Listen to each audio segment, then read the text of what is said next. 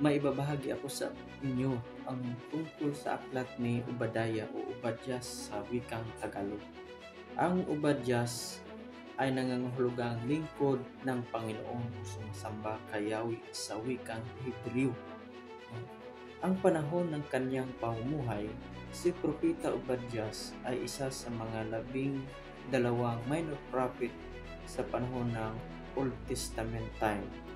Nabubuhay sa panahon ng pagkawasak ng Jerusalem na posibleng sa pamagitan ng 586 before Christian era sa pananakop ng Babylonia o maaring mas maaga noong 853 to 841 before Christian era sa panahon ng paghahari ni Haring Jehoram ng Huda. At meron dito gagamitin natin ang SOAP o SOAP, ang short application ng aklat ng Obadyas o Obadiah. Apat na nakakaalarmang bersikulo dito ay mababasa natin sa Obadiah 1:3 na nagsabi, ang kapalaluan ng iyong puso ay nagdadaya sa iyo. Ikaw ay tumatahan sa mga bitak ng malaking bato. At ang pangalawa na nakakaalarman ko ay sa versikulo 4 ng Kapitulo 1.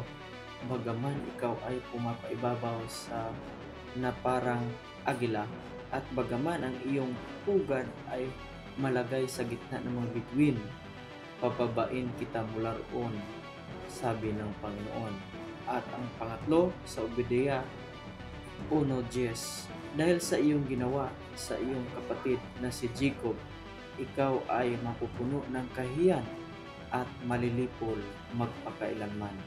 At sa pang-apat sa panghuli na nakaalamang talata ay sa versikulo 15 ng Kapitulo 1, sapagkat ang araw ng Panginoon ay lalapit sa lahat ng bansa. Kung ano ang iyong ginawa, siya ring gagawin sa iyo. Ang iyong gantimpala ay babalik sa iyong sarili. Ito lamang ang apat na bersikulo na nakakaalarma. Ang obserbasyon nito ay number 1, pride leads to destruction. Kaya ang kayabangan at ang pagiging kampante ng Edom ay naging dahilan ng kanilang pagbagsak. Kaya ang pangalawa naman ay ang God's justice is inevitable na ipinakita sa aklat na may katarungang paghukom ang Diyos sa mga masasama. At ang pangatlo sa obserbasyon natin, brother against brother. Ang Edom, mga inapo ni Esau, ay inuusig ang Israel ng mga inapo ni Jacob, kaya sila'y hinatulan ng Diyos. At ang pang-apat, the Lord reigns supreme, na sa kabila ng kaparusahan, ang kanagharian ng Diyos ay manaig sa huli. Pat na aplikasyon o punto sa buhay natin sa ating kapanahunan ngayon, huwag magmataas. Ang pagmamalaki ay nagdadala ng pagbagsak. Dapat tayong mamuhay ng may pagpapakumbaba. At ang pangalawa sa ating aplikasyon o punto ay magiging patas sa kapwa. Ang kawalang katarungan laban sa ibang tao ay may kaukulang paghukom mula sa Diyos. At ang pangatlo, Diyos ang tunay na hukom.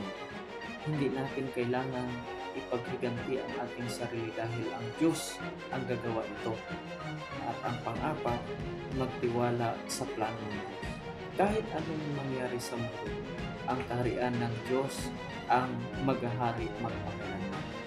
Kaya mga kaibigan na minamahal, panalangin para sa kasalukuyang panahon natin na sa ating pamumuhay ay narito. Aming Diyos na makapangyarihan sa lahat, nagpapakumbaba kaming lumalapit sa iyo na tulad ng natutunan namin sa aklat ni Obadias, ay naway alisin mo sa aming puso ang kayabangan at kasakiman. Tulungan mo kaming maging makatarungan at mahabagin sa aming kapwa.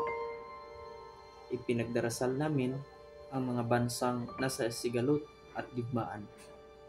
Nanaway, manaig ang iyong hustisya at kapayapaan. Pagpalain mo kami upang maging tapat na lingkod ng iyong kaharian na may buong pagtitiwala sa iyong plano. Salamat sa iyong pagtatapat at pag-ibig. Sa pangalan ng Ama, ng Anak, ang Banal na Espiritu Santo.